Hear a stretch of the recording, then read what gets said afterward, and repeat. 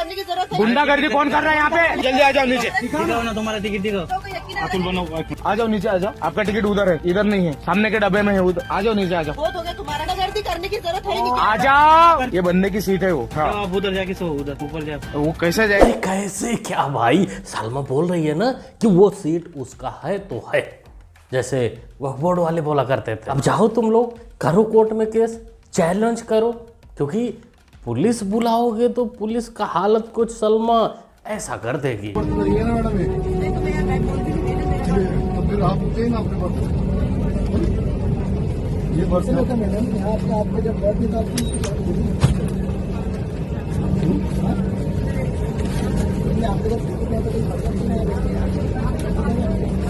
आपका टिकट नहीं है, आपका बर्थ नहीं है, तो आपको यही आपका अगर टिकट है और बट आपके वो ऑल आउट है, वो बता दीजिएगा।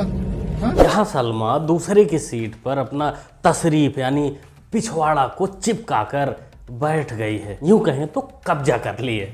पुलिस प्रशासन लोग वहाँ के सब रिक्वेस्ट कर रहे हैं कि मोहतरमा ये थारा सीट ना है, लेकिन नहीं, सलमा तो सलमा भाई, आदत पुरानी है वक्फ बोर्ड वाली कि जहाँ हम हाथ रख देंगे, यहाँ तो तशरीफ रखी है कि जहाँ हम पिछवाड़ा रखेंगे वही हमारा हो जाएगा। पुलिस हो, प्रशासन हो, टीटी हो, सब गए तेल लेने इनके हिसाब से।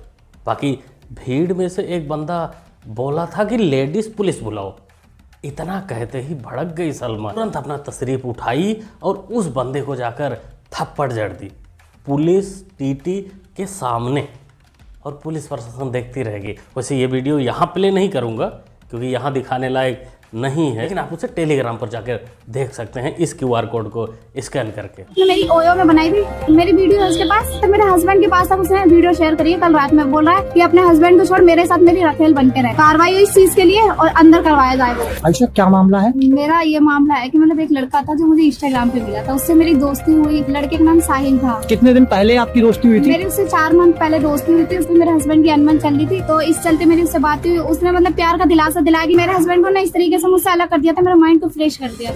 अब पूरा माजरा समझ में आ गया कि सलमा ट्रेन में बगैर टिकट के दूसरे के सीट पे काहे को यात्रा करती है। अब देखो, सलमा जब फील लेने वो जाती है तो लौटना भी पड़ता है, और लौटते समय अगर अपने नाम से टिकट लेगी, मियाँ जी को पता भी चल सकता है ना, इसीलिए वो कब्जा करने का सिस्टम अपनाती है कि कब्जा करके हम जाएंगे। उन्होंने इस तरीके से मुझसे अलग कर दिया था, मेरा माइंड को फ्रेश कर दिया। माइंड फ्रेश नहीं रे सलमा, बॉडी रिफ्रेश करवाने तो जाती थी। बाकी साहिल भाई ने जो काम किया है वो जबरदस्त काम किया। इधर सलमा को ले जाके भी मारा और ऊपर से अब इसके मियाँ से लगान भी वसूलेगा। अस्सलाम वालेकुम। मुझे पहले डिवोर्स हो चुका है निकाह के 6 मिनट बाद। मैंने जो उनको पिक्चर्स भेजी थी उन पे मेकअप था मेरा, और शादी के 6 मिनट बाद जो है उन्होंने कहा कि आप जाओ और मुंह धो के आओ। तो जब मैं मुंह धो के आई तो उन लोगों ने डिवोर्स दे दिया। वो सब तो ठीक है सलमा, लेकिन तलाक उन लोगों ने दिया। तो उन लोगों ने डिवोर्स दे दिया। अब समझ में ये नहीं आ रहा है कि अब्दुल भाई अकेला निकाह किया था, अकेला कबूल खेला था, कि पूरे खानदान ने एक साथ खेल लिया था, जो सब मिलकर उन लोगों ने मिलकर तलाक दे दिया। वैसे अब तेरे को इंसाफ अगर चाहिए तो तेरे को एक ही रास्ता अपनाना पड़ेगा।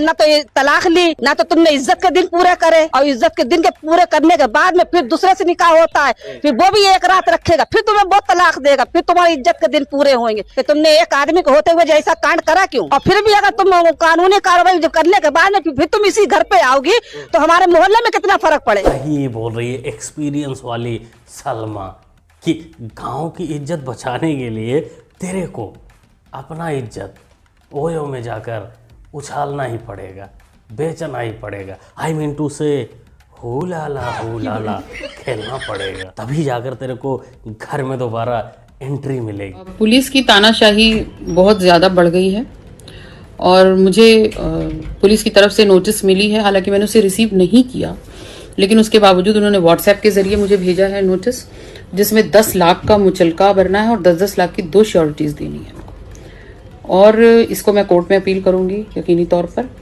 लेकिन ये उत्तर प्रदेश सरकार और उत्तर प्रदेश पुलिस की तानाशाही। जानकारी देने के लिए बहुत बहुत धन्यवाद भौजी, सुमैया भौजी, वैसे जो अपने बाप की बात नहीं मानता उसके साथ यही होता है। तेरे बाप ने क्या कहा था पहले उसे तो सुन ले, उसके बाद बता। आपका ये बयान कि अगर योगी सरकार वापस आएगी तो आप जो है उत्तर प्रदेश से पलायन कर जाएंगे, क्यों ऐसा आप कह रहे हैं? मैंने ये बात तो बहुत पहले 6 महीने पहले ये बात मैंने कही थी, ये पलायन वाली बात कि मैं चला जाऊंगा, उत्तर प्रदेश छोड़ के चला जाऊंगा। हम कलकत्ता चले जाएंगे या दिल्ली जाने का मेरा इरादा है। यूपी छोड़ दे। इसी बात पे कायम रहना था ना भौजी। 10 लाख का मुचलका भरने की जरूरत नहीं पड़ती। समय से तुम उत्तर प्रदेश छोड़ देती। भाई तुम्हारा बाप नहीं छोड़ पाया, कोई बात नहीं, वो बेचारा बीच में ही दुनिया छोड़ दिया, लेकिन तू तो समझदार थी, तेरे को तो अपने बाप का कहना मानना था। समय से उत्तर प्रदेश छोड़ देती तो ये नौबत नहीं आती, 10 लाख का चूना नहीं लगता। बाकी योगी जी ने बताया ही है कि वह के नाम पर बदमाशी करोगी या बदमाशी करवाओगी तो तुमको 10 ही लाख नहीं, घर बार कारोबार के साथ साथ अगले आने वाली 10 पुश्तों को भी भरते रहना पड़ेगा मुआवजा। इसलिए अभी समय है, सुधर जाओ और अपने काम धंधे पर लग जाओ। आपने भी बहुत सारे बयान सुने होंगे कि डेमोग्राफी चेंज हो गई, मुसलमान जहां होता है वहां हिंदू का रहना मुश्किल हो जाता है। ये बयान अगरचे मुस्लिम मुखालिफ है, लेकिन ये सही है बयान। ये इसलिए सही है, मैं मुसलमानों से भी कहता हूं कि डेमोग्राफी चेंज ना होने दो, उनकी बराबरी तो करो। हम 80 करोड़ तो हो जाएं भाई। उनके यहां तो हम दो हमारे दो का कॉन्सेप्ट है, मुसलमान के यहां नहीं है ना। आप क्यों उस कॉन्सेप्ट पर अमल कर रहे हो? आप तो जब 80 करोड़ हो जाएं, इनके बराबर हो जाएं हम, एक तो ये है कि ये जो नफरती चिंटू है फिर ये आवाज नहीं निकालेंगे, बैलेंस हो जाएगा। ये वही मौलाना साजिद रशीदी है। अरे 72 हुरों वाला है ये, लेकिन एक अलग और इसकी पहचान है कि टीवी पर बैठकर अपनी इन्हीं हरकतों की वजह से आए दिन लात जूता चप्पल खाने वाला मौलाना साजिद रशीदी। इसकी मानसिकता आप लोगों को पता है, लेकिन आज के समय में या जब से दिल्ली का चुनाव हुआ है तब से काफ़ी बदला नज़र आ रहा है। ये मोदी जी जो भी करते हैं आज इसको सब कुछ सही लग रहा है, लेकिन पहले की जहनीत क्या थी? 80 करोड़, हम भी 80 करोड़, तब मुकाबला होगा, तब बराबरी होगा, तभी ये लोग नहीं बोल पाएंगे, ये मानसिकता थी। ताकि जो लोग को गलत फहमी है कि ये सुधर गया है, सुधरते नहीं है ऐसे।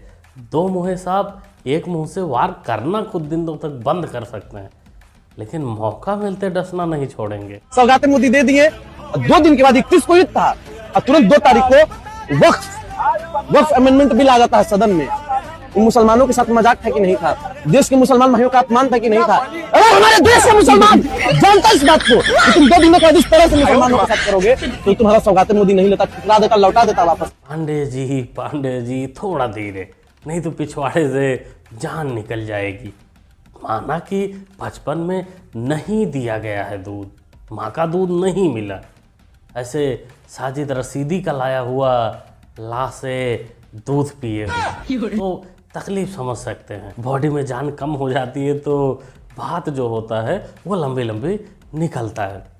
वफादारी ठीक है, वफादारी अपनी जगह करो पेट भरने के लिए, लेकिन ज़्यादा उछलने के चक्कर में कहीं तुम्हारा बड़ा भाई जैसा हाल ना हो जाए। तो आपको मैं बता दूं कि मैं पटना जंक्शन पे लगातार रिपोर्टिंग कर रहा हूं और कल एक आदमी आया और सीधा मेरे यहाँ पे हमला करता है और कहता है कि तुम दलित महादलित की बात करते हो, तुम मुल्ला कठमुल्ला की बात करते हो और मैं लॉरेंस बिश्नोई के गैंग का हूं, मैं तुम्हें जरूर मारूंगा और 2 दिन के अंदर चाकू मार दूंगा। आप लोग बताइए, क्या सरकार से सवाल पूछना गलत है? नहीं भड़वा बेटा, सरकार से सवाल पूछना बिल्कुल गलत नहीं है, लेकिन चाटना गलत है, भड़वागिरी करना गलत है। 4 पैसों के लिए सरकार को बेमतलब अनाप शनाप हर मुद्दे पर गाली देना गलत है। कि तूने बोला कि लॉरेंस बिश्नोई की गैंग ने ऐसा किया है, ना मुन्ना ना, लॉरेंस बिश्नोई की गैंग हमने तो अभी तक ऐसा कभी सुना ही नहीं कि लॉरेंस बिश्नोई की गैंग ऐसे भीड़ जुटाकर तो 4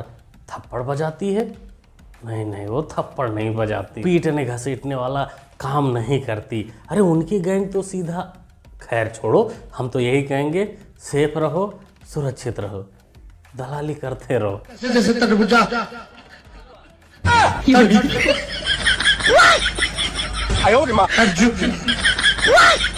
बस करो मियां, बस नहीं हो पाएगा तुमसे।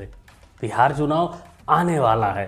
तुम जैसे कॉमेडियनों, जो कॉमेडियन पॉलिटिशियन बन चुके हैं, उनकी डिमांड बढ़ेगी, और जब डिमांड बढ़ेगी तो हम जैसे लोग तरबूजा को लाल तो करेंगे ही, तुम्हारे ही दवाई से। क्या बोलते हो दोस्तों, क्या कहना चाहते हो? वैसे इसके ऊपर एक वीडियो पर पहले किया था, आप सबका अच्छा प्यार उस पर मिला, बकलोली दिखाया था। अरे इन लोगों से तो ज़्यादा इनके जो सपोर्टर हैं वो काफ़ी अतरंगी हैं, और बिहार चुनाव आने वाला है तो ऐसे अतरंगी, सपोले तो नहीं कहेंगे, अतरंगी ही हैं, जो एक अलग विचारधारा रखते हैं, ना ज़मीन पे रहने वाला ना आसमान पे, वो बीच वाले कैटेगरी वाले हैं।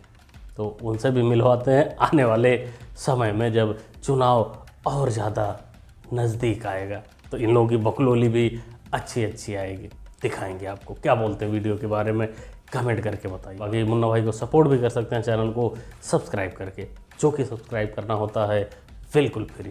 सब्सक्राइब करिए, जुड़ जाइए। मिलते हैं अगली वीडियो में। Thanks for watching.